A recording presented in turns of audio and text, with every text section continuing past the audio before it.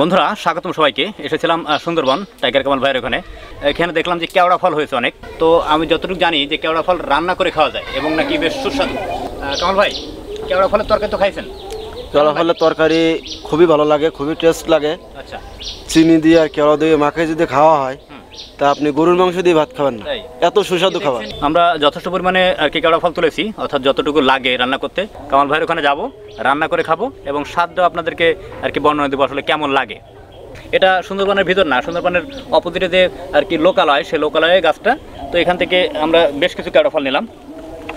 এখন যদি খালি হোমা এই রোদি দিয়ে শুকনা করে রাখেন, আচ্ছা, পৌষ মাস মাঘ মাস শীতকাল যখন পড়বে তখন চিনি দিয়ে আর এই দিয়ে খাবেন, তা আপনি আসলে না খাইলে বুঝবেন না যে কতটা স্বাদ আছে এর ভিতরে। আচ্ছা আচ্ছা, খুবই স্বাদ, খুবই ভালো লাগে।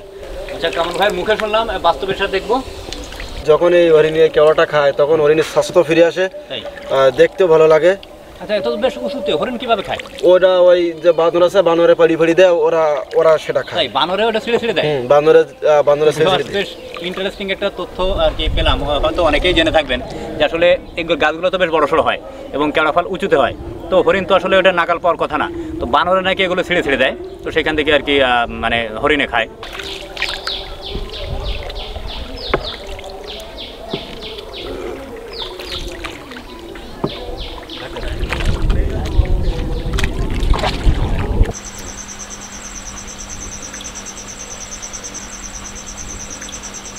বন্ধুরা, কেওড়া ফলের সেই টক রান্না হয়ে গেছে, আমরা এখন খাচ্ছি। অবশ্য আইটেম বেশ কয়েকটা।